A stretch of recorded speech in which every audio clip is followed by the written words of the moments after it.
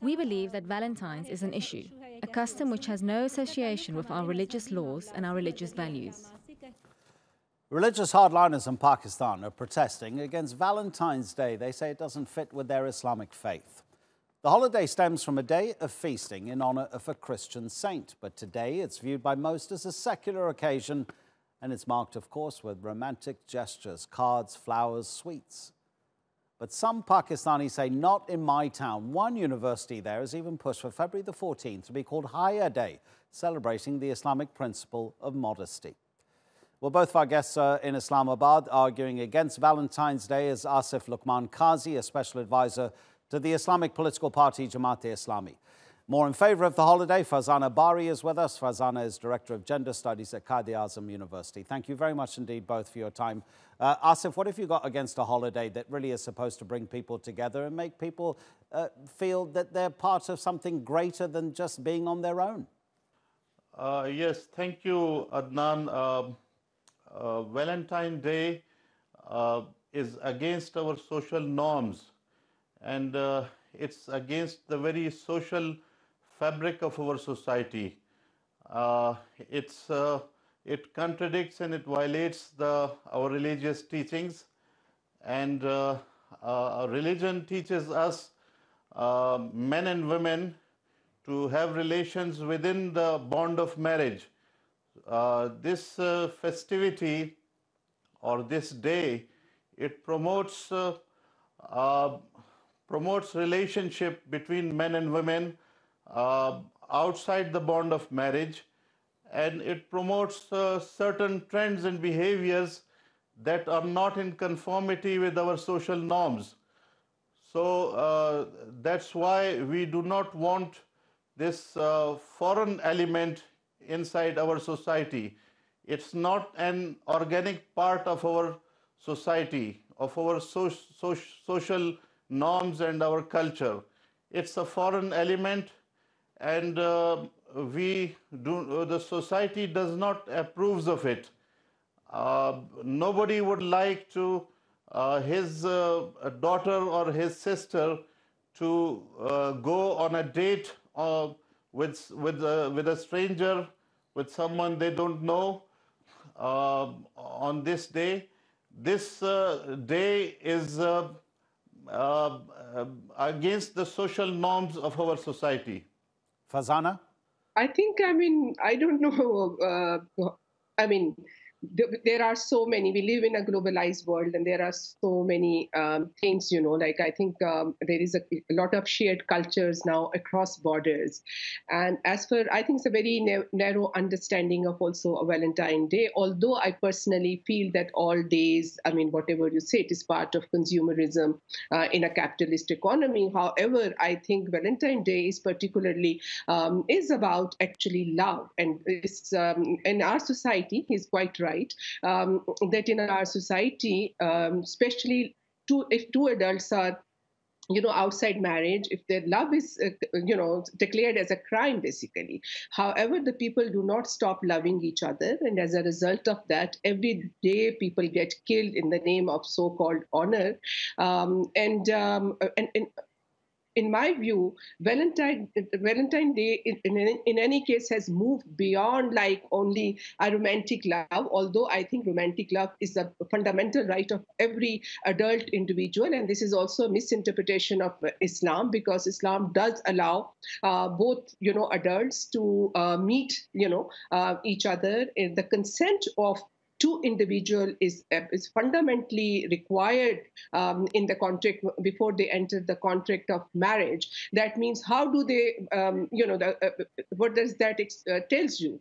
It tells you that Islam allows people to meet with each other and try to have that kind of understanding. And if they like each other, only then they can enter the marriage contract. So I think there is also a lot of misinterpretation of religion, and the religion is being used to suppress human feelings. And as I said, no matter how much people will put restrictions, people cannot really, stop loving each other, and that's happening all the time in Pakistan. So okay, I listen, think it's. I would want to put some of the points that you've just made to Asif. Asif, in the age of the internet, surely it's impossible to keep the outside world from interfering or influencing, would be a better word, influencing whichever country you're in. We're talking about Pakistan. There is a massive diaspora of Pakistanis all over the world. I'm talking to you from Istanbul, for goodness sake. I'm being influenced by Turkish culture, and I'll take that wherever else I go in the world. You can't keep the outside world away. No, we do not want to keep the outside world away. It's a global village, and it's an interdependent global village. So it's not just the Western culture that is present in this global village. More than 1.5 billion Muslims live on this planet, and they have certain social ethos, they have certain religious values, and we think that those religious values should be respected. As far as the question of marriage is concerned, it's quite natural that to be attracted towards a member of the opposite gender, there's nothing wrong in it. But the way it works in our society is that young men and women, they live inside families. And if he or she likes someone, so they do not approach directly, they do not approach that individual directly. They are approached through families. So we have a different social structure. Okay. And to say that we have to follow the West and we must follow the West. No. I think listen, it is I don't think it's that. But tell me something. How much in Pakistan is culture and religion intertwined to the extent that the way you're suggesting that they can't be separated? Because you're talking about social norms, cultural norms, and religious norms, and you're almost talking as if all three of those are almost exactly the same thing. No, for us in Pakistani society, religion is a significant part of our cultural values and our social norms. What Valentine Day promotes is lustful desires. It's not love. I think it's insult to the sentiment of love. Love is an exalted human sentiment. Love is something very different than lustful desires. What Valentine Day teaches young men and women is to pursue lustful desires and to be intimate with each other and to have physical and sexual relations.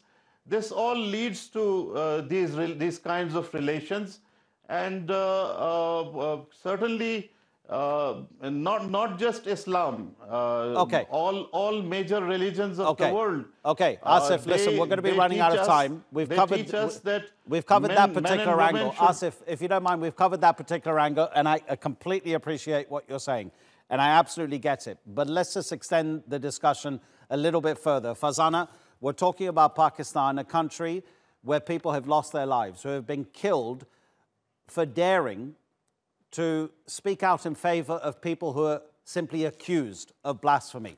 There is a great division in Pakistani society in terms of those who believe that Islam should dictate almost everything that happens in daily life, and those who believe that actually it's possible to be a good Muslim while observing some less strict practices in terms of how you go about your daily life. How dangerous is this kind of attitude towards Valentine's Day, which many people around the world consider to be completely harmless? How dangerous is that in terms of creating more divisions in Pakistan?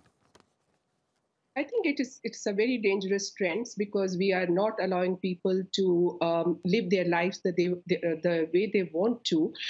This kind of this increasing radicalization, in our society is actually a major challenge, and particularly the interpretation of religion, which is coming from these religio-political parties. It's a very kind of a fundamentalist Islam, because in Pakistan, if there is any progressive interpretation of religion, the people and the scholars are getting killed as well.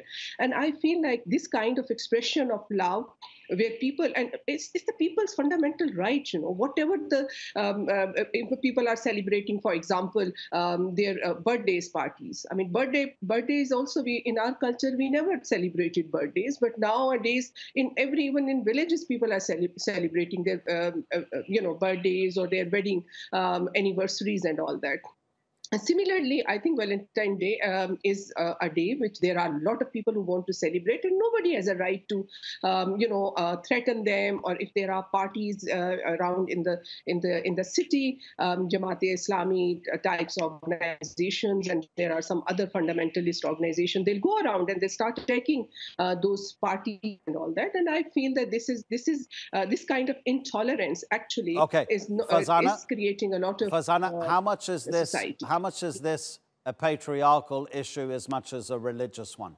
No, it has nothing to do, as I said, with religion. I think it is about controlling women's sexuality and also controlling, particularly women's sexuality. And that's why, as you said, lately in some of the universities, vice chancellors are asking the boys, that they should present hijab to women on Valentine's Day. So I think it is about just controlling women's bodies and women's sexualities and women's choices. And that's why, if you see, it's mostly men who are opposing Valentine's Days, or some of the women who belongs to these religio-political fundamentalist parties. They are coming out and they are taking this position. As far as I'm concerned, I feel the people have the fundamental rights, if they want to celebrate any occasion with their families, with their friends, with their lovers, it is up to them, I mean, as I said.